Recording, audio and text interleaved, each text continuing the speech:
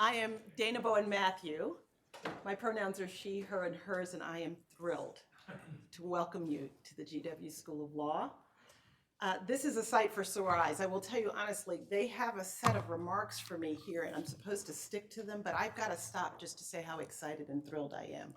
Not only that this room is filled with so much intellectual talent, so much influence, but that it's happening right here at GW Law. You may know that I'm a relatively new dean, and I came here to GW because of this kind of convening power that this school has. And I'm just thrilled that it's actually happening.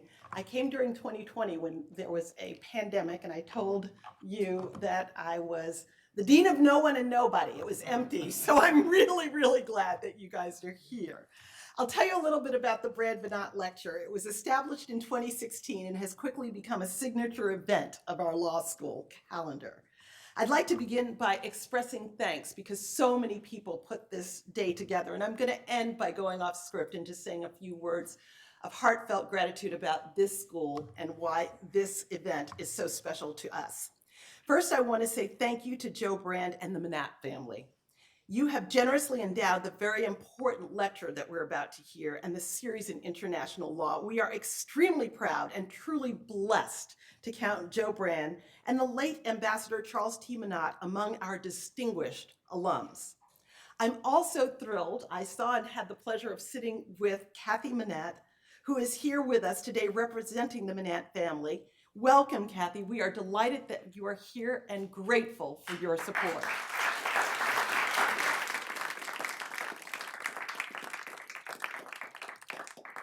I also want to say a special thanks to Wes, and I know Barbara, I lost out to the grandchildren, otherwise she would have been here, who has generously endowed the Deanship in International and Comparative Law and is also here with us today. Thank you for all the support that you give to our school.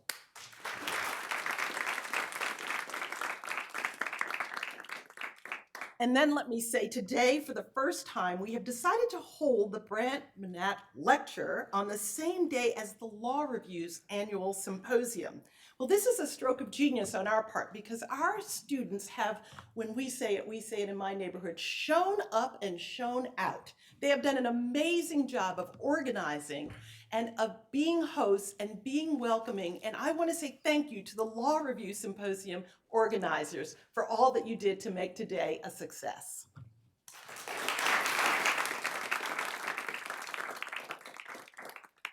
So this symposium will bring outstanding scholars from across the nation to explore key aspects of foreign relations law. U.S. foreign relations law, I needn't tell you, is an important field of study here at GW Law. Its preeminence and the scholars who are here in this area are part of the reason that I'm here. It drew me to be in the presence of excellence. We are particularly proud to offer an outstanding program in international and comparative law, as well as in national security, cybersecurity, and foreign relations law. We are eagerly awaiting the release of the new treatise, co-written by my colleagues and friends, Professors Sean Murphy and Ed Swain, titled The Law of U.S. Foreign Relations, that is being published early next year by Oxford University Press, and it will be the subject of today's symposium. There are also a number of people to thank and recognize, not only for making this day possible, but also for bringing the Honorable John Bellinger III here, who's now a partner at Arnold & Porter, but also the former legal advisor to the United States Department. I will say, if you hear of me writing op-eds, it's his fault because he inspired and spurred me on to speak out, and I will have the thrill of following in your influential footsteps. I want to also extend my thanks to the International and Comparative Law Program faculty and staff here at GW Law. Sean Murphy, thank you very much. Rosa Solario, the Burnett Family Associate Dean and Distinguished Lecturer in International and Comparative Legal Studies. And Leah Calabro, who is our Visiting Professor and Fellow for International and Comparative Law Programming. Now, before I end, I want to say a word about why I'm so excited that this is happening here. Some of you have heard me talk about the founding of GW Law. This is another thing that brought me here. We opened our doors in August of 1865. Now, 1865 is a pretty significant year, And I have in my mind a picture, a photograph that was taken of the Union Army marching down Pennsylvania Avenue with the Capitol in the background and the Army coming down Pennsylvania Avenue. And that photograph was taken in May of 1865. Now you ask yourself, if that was the picture on Pennsylvania Avenue at that time, why 3 months later, May, June, July, August, would somebody open a law school, this law school? I suggest to you that they did it for the very reason that you convened today, because this is a place where people who understand the need for incredible, important, insightful inquiry into some of the pressing challenges of our time gather to look at issues where there are very, very disparate views, to bridge gaps between conflicting parties, and to bring a country into a place of consensus and the ability to move forward. That's in our DNA. That's what we do here best. And you're carrying on that tradition. And that is one of the most important reasons that I'm so happy to welcome you and thank you for being here. So now I've extended all my thanks, I've told you my history, and I end by having the privilege of inviting Professor Sean Murphy to the podium to introduce our keynote speaker. Thank you for being here.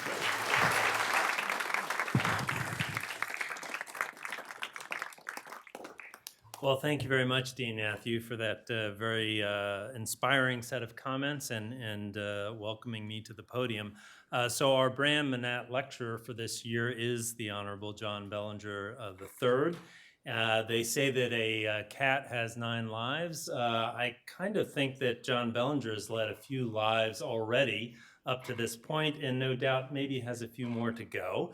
John was born in Paris into an American military family that went back generations in terms of the military. There's a few colonels sprinkled in there, I think maybe a brigadier general as I understand it. In any event, as a youth was educated here in Washington, D.C. at St. Albans School, received his BA from Princeton University, MA in Foreign Affairs from University of Virginia, and JD from Harvard Law School, where he was an editor of the Harvard International Law Journal. Fairly early in his career, he was called to public service as the special assistant to the Director of Central Intelligence, William Webster, from 1988 to 1991. I note that's a period that coincided with the fall of the Berlin Wall, the intervention in Panama by the United States, and the First Gulf War. From 1991 to 1995, he practiced law with Wilmer Cutler and Pickering here in Washington, D.C., but public service called to him again, and in 1995 to 1996, he served as general counsel to the bipartisan, congressionally established Commission on the Roles and Capabilities of the U.S. Intelligence Community. Thereafter, he worked on Capitol Hill as counsel to the Senate Select Committee on Intelligence before jumping into the executive branch to serve as counsel for national security matters in the criminal division of the Department of Justice, which he did from 1997 to 2001.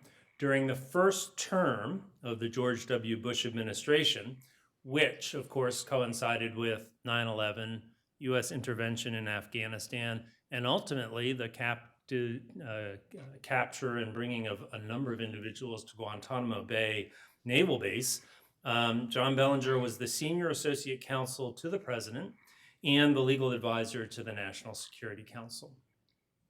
During the second term of the Bush administration, he was the legal advisor for the U.S. Department of State. As Dean Matthew indicated, after leaving government service, he, in 2009, became a partner at Arnold & Porter, again here in D.C., where he heads the firm's global law and public policy practice. In that capacity, he represents individuals, corporations, and sovereign governments in litigation in U.S. courts and before international institutions.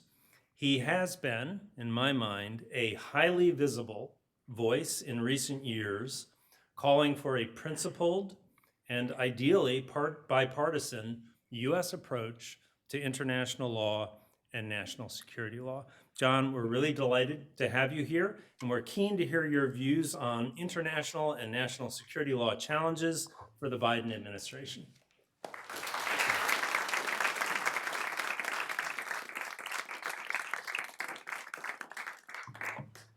Well, thank you for that introduction, Sean.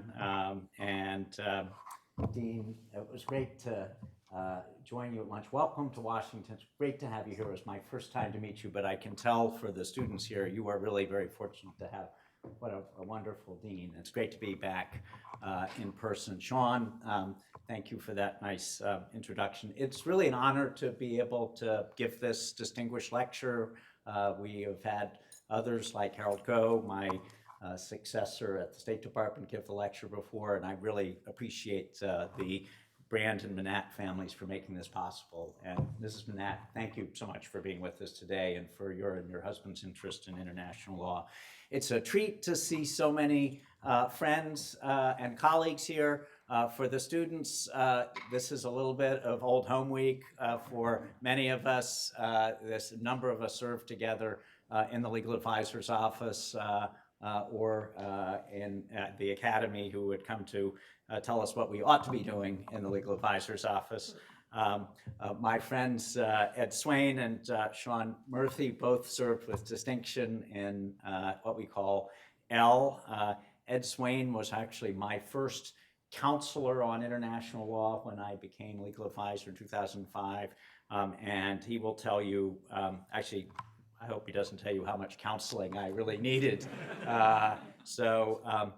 Thank you both. Sean, of course, served with distinction, has just finished a 10-year term on the International Law Commission, and thank you for your service. And I know the two of you have got this wonderful book coming out. I've looked through the index, and it looks extremely comprehensive, so I think that's going to be a great contribution to the field. And finally, to the students, a number of whom I met last night, what a great symposium you have pulled together. So it's a great topic, and I am really delighted to be able to put both the lecture together with your symposium.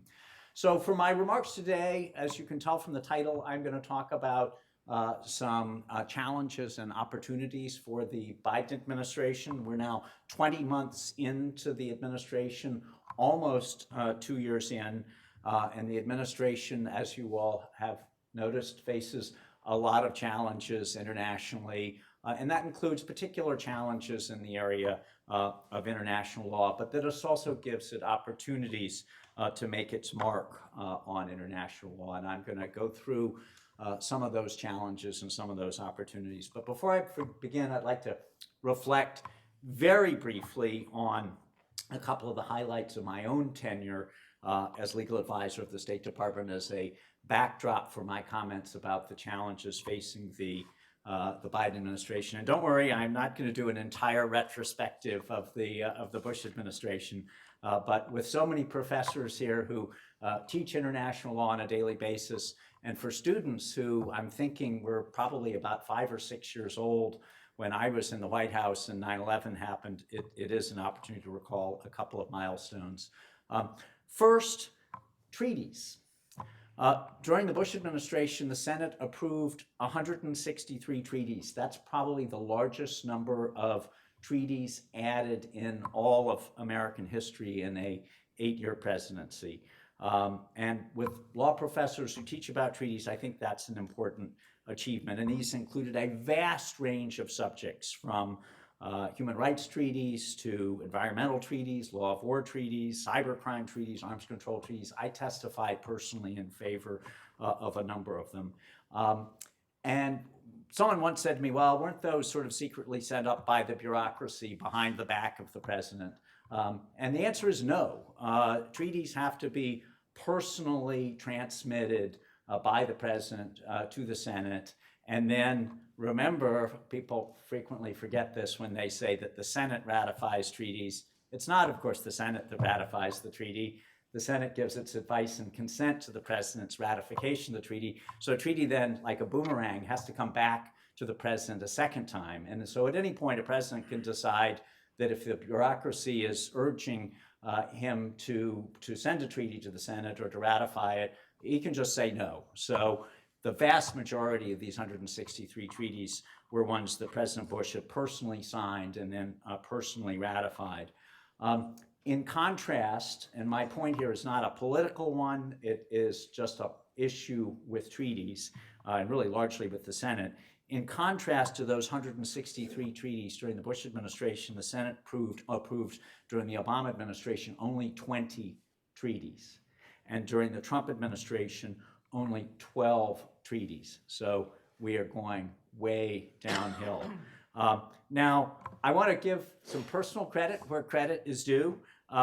We could not have gotten those 163 treaties through the Senate were it not for the hard work of one of the legal advisor's office most distinguished alumna, Avril Haines, who is now the director of national intelligence.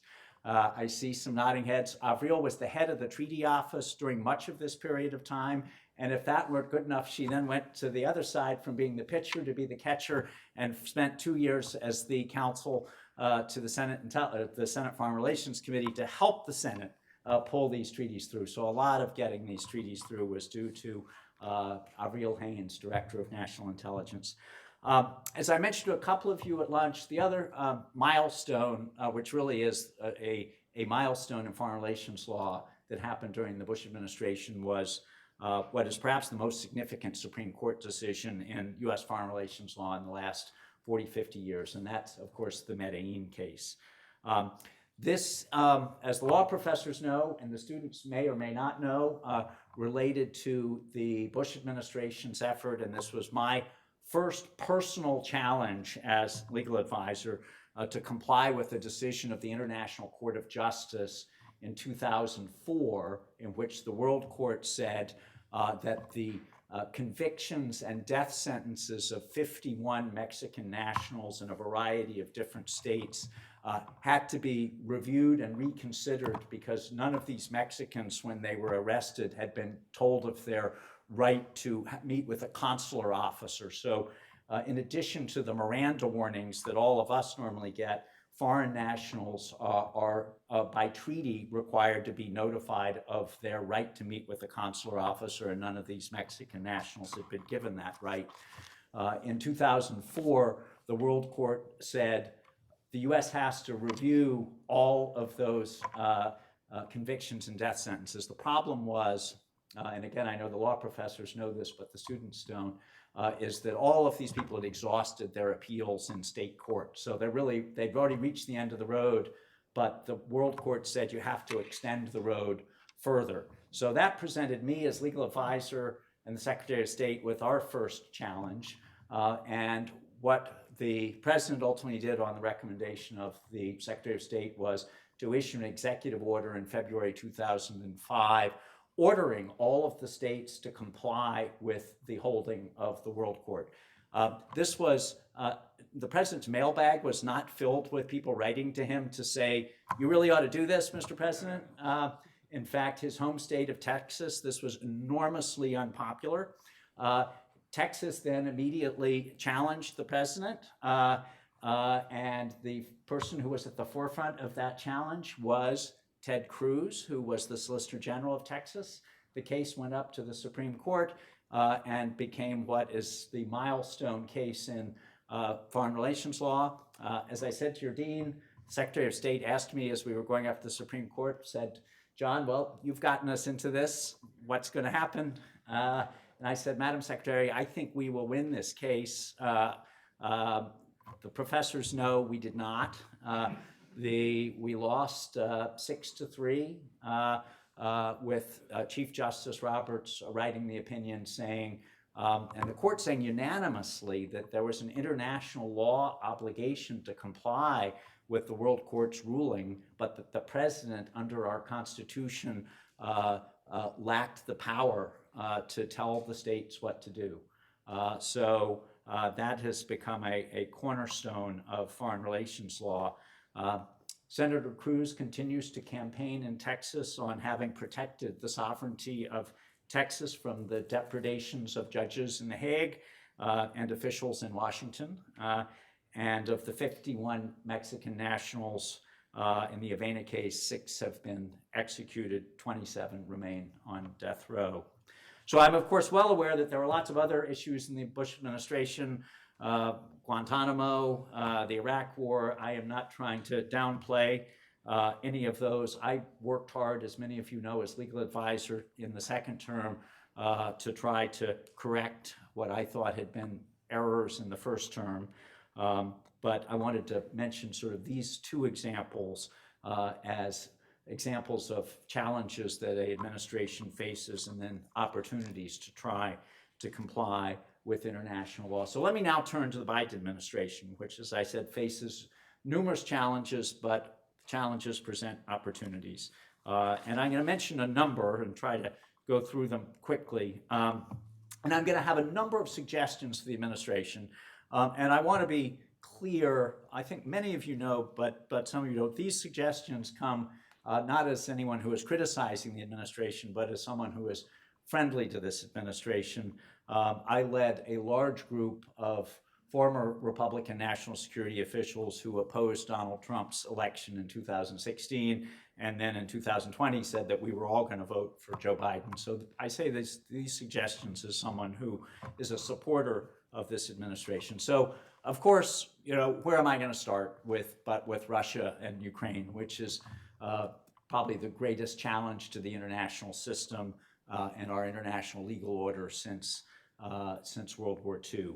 The administration has rallied a global coalition to resist and to impose sanctions and to isolate Russia.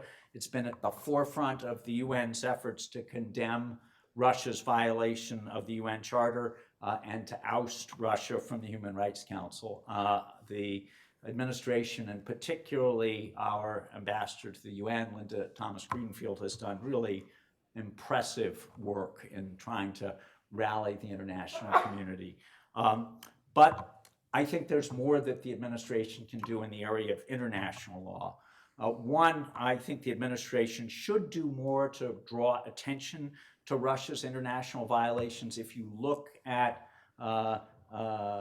Ambassador Thomas Greenfield's speeches or Tony Blinken's speeches, there's always a line about violation of international law, but there's no detail on what has Russia actually done that violates international law. They could explain, for example, how Russia's annexation and holding of referenda in the 4 eastern provinces violates the law of armed conflict and other principles of international law. And I say this because there are, as you know, there are many countries who continue to sit on the fence and have refused to condemn Russia's invasion. I'm not saying that providing more detailed explanations is necessarily going to persuade these people, but I would like to see that laid out. I think that's an opportunity for the administration. Another area that has proved a challenge and provides an opportunity is to clarify what support the U.S. will provide to investigations of Russia's war crimes. President Biden, Secretary Blinken, other administration officials have repeatedly and rightly said that Russia is committing war crimes in Ukraine, including potentially genocide. Earlier this year, U.S. Ambassador for Global Criminal Justice Beth Van Schack, a colleague of many of ours, said, and I quote, "The United States is supporting a range of international investigations into atrocities in Ukraine, including the International Criminal Court." But that's a pretty general statement. The administration has not described how it's supporting these investigations, and in particular, how it will support the International Criminal Court, consistent with the historic U.S. position that the U.S. opposes ICC investigations of non-parties. So, as you know, the ICC is investigating war crimes and crimes against humanity in Ukraine. Russia is not a party to the Rome Statute, but Ukraine has accepted the ICC's special jurisdiction over Russian offenses in Ukraine. And so the question and challenge for the U.S. is how to support that investigation given the U.S.'s own historic concerns. Our Defense Department in particular, which had ultimately led to the Clinton administration and President Clinton's voting against the Rome Statute, continues to have the same concerns about the ICC that they've had for more than 20 years. And the administration also has to comply with the anti-ICC legislation passed in 2002 called the American Service Members Protection Act. So a few months ago, my law partner, Senator Chris Dodd, and I wrote an op-ed in the Washington Post urging the administration to support the ICC's investigation and explaining that we think that this can be done consistent with the American Service Members Protection Act and without undercutting longstanding U.S. concerns about politicized ICC investigations. To be candid, when we wrote that op-ed, it was really mostly directed at the Defense Department. I don't think that officials, the State Department or the White House, had too many concerns about supporting the ICC. The problem was this historic concern by the Department of Defense. So in my view, the U.S. should make clear how the Rome Statute's requirements of complementarity, gravity, and interests of justice could apply to Russian war crimes in Ukraine, but not to allegations that have made against the United States. But it will require the U.S. to back off its longstanding sort of absolutist position that the ICC can never exert jurisdiction over a non-party. So my recommendation here, and I think this is probably in the works, but I'd like to see it happen, is to have a administration official, probably Ambassador Beth Van Schack, give a major address this fall explaining how the U.S. will support the ICC's Russia investigation and the factors that the U.S. will consider in deciding whether to support or oppose a particular ICC investigation in the future. A clear statement of U.S. policy would be welcomed by other countries and could help guide future administrations. I'd also note that in March, somewhat surprisingly, the Senate unanimously passed a resolution sponsored by Lindsey Graham urging ICC members to petition the ICC to investigate Russian war crimes and stating that the U.S., quote, supports any investigation into war crimes, crimes against humanity, and systematic human rights abuses. And this from a conservative group of Republican senators who've historically opposed the ICC. So I think the administration ought to take advantage of that, and if it's not already done so, build on that resolution to urge the Congress to amend the American Service Members Protection Act to clearly authorize U.S. support to the ICC. Finally, the Biden administration also needs to decide how to respond to suggestions supported by Ukrainian officials, but mostly have been urged by human rights scholars to create a separate special tribunal to investigate the crime of aggression. The ICC cannot investigate Russia for aggression because Russia, as has the United States, has opted out of coverage of aggression. This has led some scholars to say that in addition to the ICC investigation, a separate new tribunal should be set up to investigate aggression. Ukrainian law does make aggression a crime, and the U.S. could, in theory, support a UN General Assembly resolution to provide assistance to a special Ukrainian tribunal. I see the theoretical attraction. The original sin here in Ukraine is Russia's aggression. The war crimes and crimes against humanity came later. So I would like to see Russia investigated for aggression. In this case, though, I don't think it makes sense in practice. It would balkanize the war crimes tribunals. It would make it difficult for different countries to support two different tribunals. So I would recommend that the administration oppose a special aggression tribunal, and I expect that they will do so. So let me turn to China. I could devote my whole talk to the international law challenges posed by China, but I'm only going to mention two. First, the administration faces a challenge in confronting China's abuses of the Uyghurs and other ethnic minorities.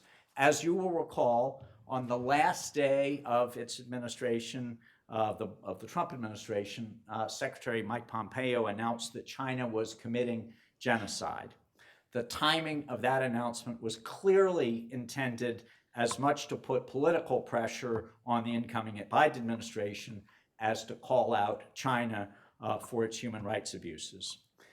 The press later reported that Secretary Pompeo had overruled the views of the Office of the Legal Advisor, which reportedly had advised him that despite the widespread human rights abuses committed against the Uyghurs, that there was not sufficient evidence of intent by the Chinese government to commit genocide.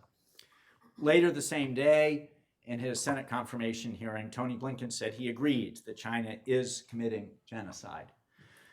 So the problem is that unfortunately neither the Trump administration nor the Biden administration has laid out evidence in detail to show that China is committing genocide under the terms of the Genocide Convention, especially the requirement to show an intent to destroy a national, ethnic, racial, or religious group. I'm confident that the Legal Advisor's Office is working hard to show how China is committing genocide, but the absence of a detailed evidential statement almost 20 months later is making it harder to persuade other governments to join in condemning these abuses. Now, several years ago, Avril Haines and I chaired a task force sponsored by the U.S. Holocaust Museum that produced a report written by two former State Department officials, including Todd Buchwald, who was here earlier, that explained how the U.S. government makes genocide determinations. And one of the things the report said was that, quote, genocide determinations viewed as based on doubtful evidence or deviations from the internationally accepted legal definition will be less effective in helping to mobilize support for tangible action to address the atrocities, and the value of such determinations as a means to help establish a historical record or to bear witness will be eroded. So to address this, another challenge in international law, I urge the administration to explain publicly the basis for that determination so that we can build support around the world. One other word about China. The administration also continues to face Chinese violations of international law in the South China Sea. Earlier this year, the State Department issued a lengthy report, largely written by the Legal Advisor's Office, detailing these violations. And in July, Secretary Blinken issued a statement marking the 6th anniversary of the decision of the International Arbitration Tribunal, which found that China's activities in the South China Sea violated international law. So this is another opportunity for the administration to do more to publicize these violations and to persuade other countries to join in denouncing them. I'm going to turn quickly to Afghanistan and Iran before talking about a couple of other systemic opportunities. So I was the NSC legal advisor on the day of 9/11. I was in the Situation Room during the 9/11 attacks, and then later when the U.S. invaded Afghanistan, resulting in the ouster of the Taliban as the government of Afghanistan. So as you can imagine, it's somewhat head-spinning for me 20 years later to find the Taliban back in power, committing the same human rights violations, especially against women, that they were committing in the 1990s. And so the challenge for the administration is not only what to do about this as a matter of policy, but what to do about this as a matter of international law. I think the administration is essentially handling this correctly by talking to the Taliban, but not yet recognizing them as the legitimate government of Afghanistan. But I do think the administration, again, should do more to try to explain its approach. On Iran, the administration continues to face serious challenges in dealing with Iran.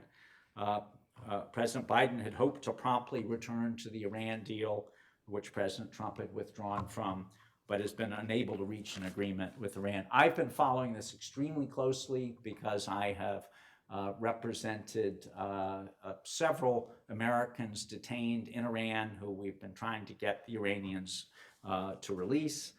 One of them actually is a Washington businessman whose family lives right up the street. and has two daughters who went to school here who are in their 20s and whose father is been detained in Iran. The Iranians have tied the release of the American hostages essentially to concluding a new Iran deal. If the administration does reach a new deal, which at this point is looking less likely, it will be required to present the deal to Congress for review, not because it's a treaty, because the Iran deal was never negotiated as a treaty, but as an executive agreement, but pursuant to legislation enacted by Congress during the Obama administration. And if Republicans are able to retake both houses of Congress in the midterm elections, they may be able to block a return to the nuclear deal. I'll just mention two other quick international law challenges with respect to Iran. First, as a reminder, Iran has sued the United States not once but twice in the International Court of Justice under the 1954 Treaty of Amity between the US and Iran, and both of these cases are continuing to be argued before the World Court. I was surprised and pleased that the Trump administration did not pull out of both of those cases, but continued to argue them. And in fact, the State Department was in The Hague just a couple of weeks ago arguing one of the cases. If the administration does negotiate a return to the Iran deal, it's possible that at least one of the two cases could be resolved. And then finally, I note that 42 years after the Algiers Accords, which were negotiated to get American hostages out of Iran after the Iranian Revolution, and which the negotiators expected would last only 5 years, 42 years later, the Iran-US Claims Tribunal is still going on in The Hague, still resolving claims relating to property in Iran.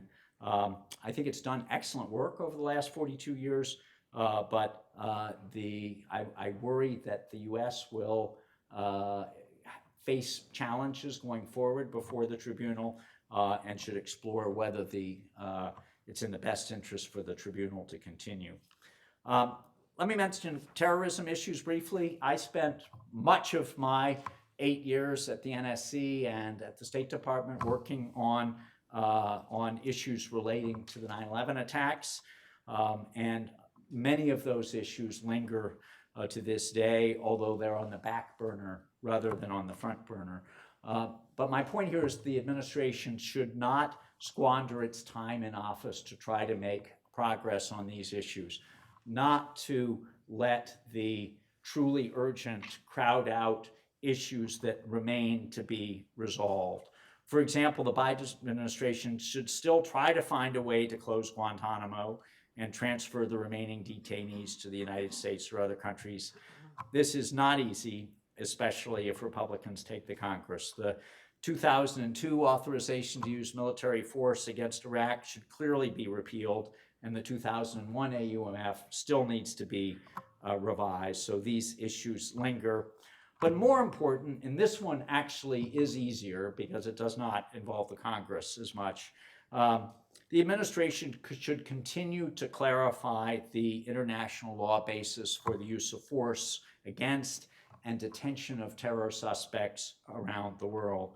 When I was legal advisor, the US led a series of discussions with our closest allies on these issues, which resulted in agreement on a set of principles on use of force against non-state actors.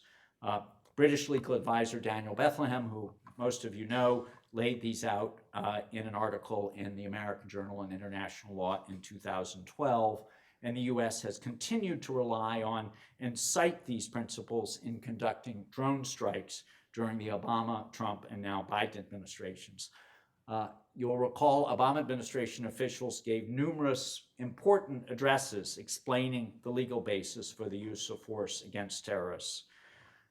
This administration has an opportunity to do more to develop an international consensus on these principles, as well as for detention of non-state actors.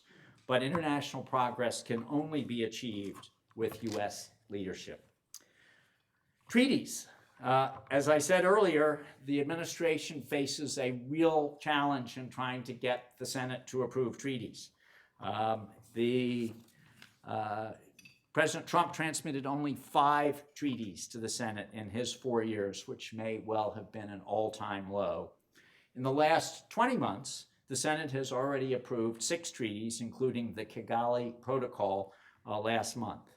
A few years ago, one of our colleagues, Yale Law School professor Ona Hathaway, predicted an end of treaties, and that suggested that most international agreements will now be negotiated as executive agreements.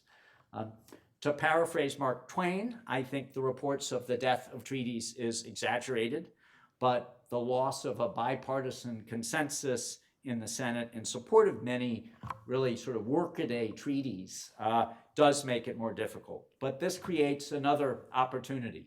I think with more leadership, the administration can work with Senate offices to try to explain why certain common everyday treaties like law enforcement treaties are in the U.S. interest and are not somehow a loss of U.S. sovereignty. So I'm going to end with one final opportunity for the administration, and I admit this is rather inside baseball, but it's apropos for the last week, which is the need to clarify executive branch views on when foreign heads of state and other foreign government officials enjoy immunity when they're sued in the United States, which happens on a regular basis. Now, this is an almost uniquely American problem, although foreign government officials are occasionally sued in other countries, such as in the UK. It's a pretty rare occurrence. But it happens pretty regularly in the United States, and it puts the legal advisor's office in a difficult position because the legal advisor of the State Department must then determine whether the foreign government official enjoys immunity from suit, and if so, then the Department of Justice files a suggestion of immunity in the district court recommending that the suit be dismissed. I made numerous immunity determinations when I was legal advisor, not all of which were popular. For example, the one I did on behalf of Pope Benedict as the head of state of the Vatican, which required us to determine that the Vatican was in fact a state. Since the Supreme Court's decision in 2010 in Samantar, the Justice Department has also filed suggestions of immunity on behalf of foreign government officials of lesser rank than the head of state if the legal advisor determines that the official was sued in connection with his or her official acts. Ingrid Worth, where's Ingrid? There's Ingrid. Ingrid convened an excellent conference at Vanderbilt immediately after Samantar, where many of this same group got together to discuss what would happen. And I argued at the time that I thought that the decision, which I thought was correct, was nonetheless going to be like the dog that caught the car, because now the State Department, having argued that the State Department controls the immunity of foreign government officials, now has to weigh in many of these cases, which is a slow and laborious process and puts the legal advisor in a often highly uncomfortable position of asserting immunity for foreign officials accused of serious human rights abuses. Earlier this week, as some of you know, the Department of Justice asked for an extension to respond to the requests from Judge John Bates, just up the street here, as to whether Saudi Crown Prince Mohammed bin Salman has immunity from suit for allegedly ordering the killing of Jamal Khashoggi. And as some of you may know, last week, King Salman of Saudi Arabia named MBS to be prime minister as well as defense minister. It would have been unprecedented previously for the legal advisor to conclude that a defense minister enjoyed head of state immunity, and it would have been very difficult for them to conclude that ordering the killing of Khashoggi was an official act. By making MBS the prime minister as well as the defense minister, it makes the law somewhat clearer, but still leaves the State Department in a very difficult position.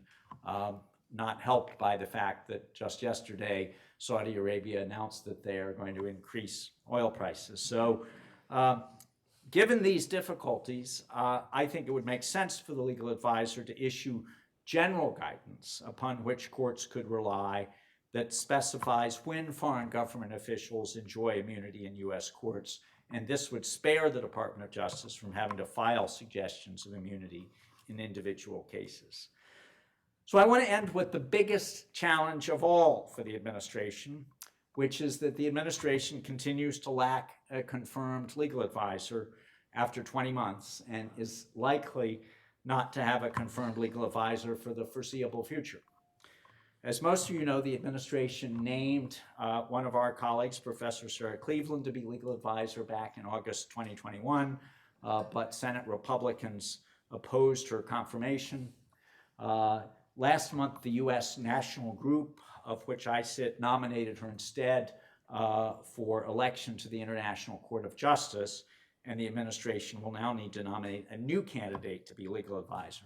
So I think that Republican objections to Sarah's nomination were completely unfounded, but I do hope the administration will be very careful this time to choose a nominee who will not face confirmation problems. If they do not choose carefully, the administration could lack a legal advisor for President Biden's entire first term. So it's very hard for the US government or the State Department to lead internationally on any of the issues that I've described without a confirmed legal advisor. As the principal international lawyer for the US government, it's important for the legal advisor to engage in what I have called both international legal diplomacy, that means dealing with our colleagues to advocate US positions, and international legal public diplomacy, publicly explaining the US government's views on international law issues. When I was legal advisor, I regularly met with colleagues and counterparts and initiated several multilateral dialogues among various governments on international law issues that continue to this day. I gave dozens of public speeches on international law issues, as did Harold Koh. I gave numerous press interviews, and I became the first US government official from any department to blog when I blogged for a week on Opinio Juris, thank you to the academics in the room, about legal issues in our conflict with Al-Qaeda. The acting legal advisor, who most of us know, Rich Visek, is a superb lawyer doing two jobs at once, both his job as principal deputy and his job as acting legal advisor. But it's very difficult for him to lead and rally other countries as forcefully as a political appointee. It's worth noting that in the 10 years since Harold stepped down as legal advisor in 2013, the US government has had a confirmed legal advisor for only 2 of those 10 years. Brian Egan for a mere 11 months at the end of the Obama administration, and Jennifer Newstead for 15 months in the Trump administration. The State Department has not had a confirmed legal advisor for 3.5 years. The last time a legal advisor gave a public speech was in April 2016, thanks to Mark Agrast inviting Brian Egan to talk about cyber issues. That's 6.5 years since a legal advisor has given a speech on some of the issues that I've talked about.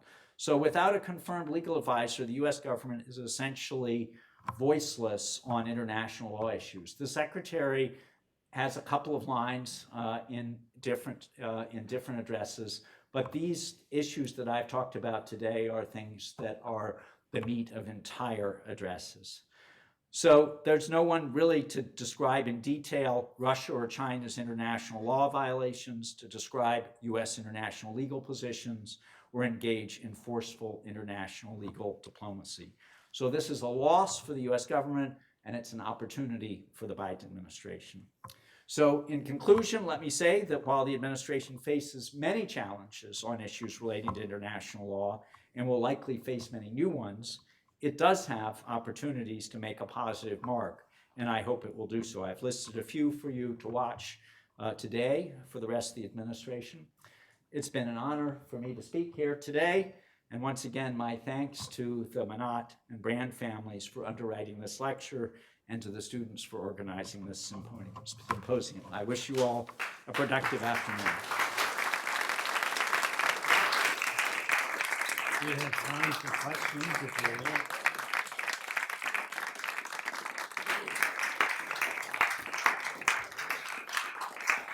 So we've got about 10, 12 minutes for questions. If there are any from the floor, John, would you like to call on? I will.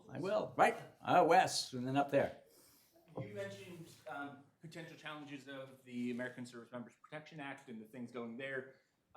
Keating and Jacobs have put forward legislation to modify that specifically with regard to participation in Ukraine, basically to try and remove that congressional sense that it might be a problem to do this and just make it very clear in the law. Do you think that's a first step towards actually modifying ASPA more generally? Or is that a wrong way down, and should there be a broader non-Ukraine specific modification of ASPA? I haven't seen that. That's welcome news. Maybe not surprising, but welcome news. I haven't looked at that particular piece. I guess in general, I will take what I can get. I would like to see something broader. For the same reason that when I hope an administration official will give a speech who will talk about the U.S. approach to the ICC, this would be an opportunity not just to say, well, this is how we're going to help with respect to Ukraine, but to set out some more general factors and set that going forward. So if one could get more in legislation, I would take it, but I would also, I don't want the perfect to be the enemy of the good. But that's news to me, and I'm happy to hear it. Up in the back. Thank you very much, Mr. Bellinger. Thank you for the microphone as well. Right now, given the problems at the southern border with the influx of narcotics and human trafficking, there is a growing argument, particularly within conservative legal circles, to designate Mexican drug cartels as terrorist organizations. The argument goes that this designation would give the federal government more options to deal with them, such as preemptive action, extraterritorial action, and some form of action that would involve the United States military. Now, even though the facts are different insofar as Mexican drug cartels versus Al-Qaeda and other traditional terrorist organizations are concerned, what are some of the legal issues that you foresee with this kind of designation? Were the Biden administration under political pressure to make it? It's a good question. I'm going to punt a little bit because I've not looked at it. But what I will say, because this is where I do have experience, a number of us have experience, is that terrorism designations, whether of countries or groups, often sound very attractive on the front end, but raise a whole panoply of legal issues. So, and I'm not trying to sort of turn too much, but just right now there are a lot of people saying, well, Russia should be designated as a state sponsor of terrorism. Certainly a lot of what they're doing is like terrorism, but our laws relating to terrorism, whether of groups or of countries, are so complicated that what often looks attractive in the beginning can have extremely complex consequences. So since I have not looked at those consequences, I would want to look at them very carefully to work one's way through the laws to see what the implications would be. Thank you for your really comprehensive and terrific presentation. When I was a young FSO, I worked in UNP on the Law of the Sea Conference, then under John Stevenson, which was later approved. But we've never ratified it. And I note that you talk about the South China Sea issue. I mentioned to Professor Murphy before today, having worked 15 years up on the Senate, I know the politics of how that place works. It just seems to me, and I was on the China Commission, so I followed China, just the view of China has changed so dramatically in the last 3 years in this town that I think it's worth an effort to get that damn thing ratified. And I just want to get your view, because I think the politics of that issue has changed, and it would be worth another effort to go and get it done. And I know Senator Dodd quite well because he was on the banking committee when I was up there. Well, thank you for that. There are at least a half a dozen people in this room who know what I'm thinking, because they can see me smiling when you ask this question. In fact, I used to talk about the Law of the Sea Treaty so much that for Christmas one year, my children gave me a little button, lapel button that said, "Ask me about my treaty." this was my, this was one of my failures, is that I completely agree with what you just said. It was baffling to me that the Senate, if just had this explained to them, did not see that the law of the sea treaty is in our national security interest, our business interest, and our environmental interest, and that the problems that Ronald Reagan had identified, which were right, had then been fixed. It was really a triumph of American diplomacy. And yet we could not get that through the Senate even back then. And it really is, anytime I go talk about international law around the world, one of the first questions I get is, well, when is the U.S. going to join the law of the sea treaty? It's clearly in our interest. I've testified in favor of it a number of times. Senators wag their finger at me and say, well, I know you all at the State Department want to become members of the international club, but it's our job to protect the sovereignty of the United States. So, you've heard those arguments before. It is in our interest. It's even more so with China taking advantage in the South China Sea. It's not, I think, going to get, for the reasons that I've explained about treaties, just not those 67 votes to get even normal workaday treaties done. But I think it is right at least to go. So I wouldn't have a push, candidly, to try to get the Senate to approve the treaty. But I do think it is worth, and this kind of gets to my point about just an opportunity for the administration to go and explain on just sort of a daily basis to congressional staffs why these treaties are not sort of some part of big liberal agenda to give away American sovereignty, but what we get out of particular treaties. So I don't think it's going to get approved. I wouldn't try to waste a lot of energy on that, but nor would I do nothing, because your point is an important one. Thank you, sir. Yep, up there. Yep. Thank you. So I have a question about the standard of proof that one would use in making a genocide determination, because the intent element is so important, and yet intent is such a fuzzy and difficult to grasp thing. It seems to me that the standard of proof could very easily be determinative in whether you decide genocide is happening or not. And then at the same time, what standard of proof one uses probably ought to depend on who's making the determination and why are they making it. So my question is sort of, when the State Department makes that determination, I guess they're doing it in order to determine, is this something that will help us reach out and mobilize support? Is this something which is going to obligate us to act under the Genocide Convention? So what standard does the State Department use? And if your view is different, what standard should it be using when it's making this kind of determination? So I am going to point you to a really extraordinary piece of work done by Todd Buchwald and Adam Smith, who did it, wrote? Keith, thank you. That answers all of those questions. It's sort of in detail, looks at the past determinations, not have to make a genocide determination on my watch. So I can't actually tell you precisely what standard. I think it's essentially going to be, is there enough evidence of intent, which can be inferred from a number of different things. It's not that one has to find a secret memo from the Chinese government that says we intend to eradicate all of the Uyghurs, but there has to be something. And again, let me repeat something here.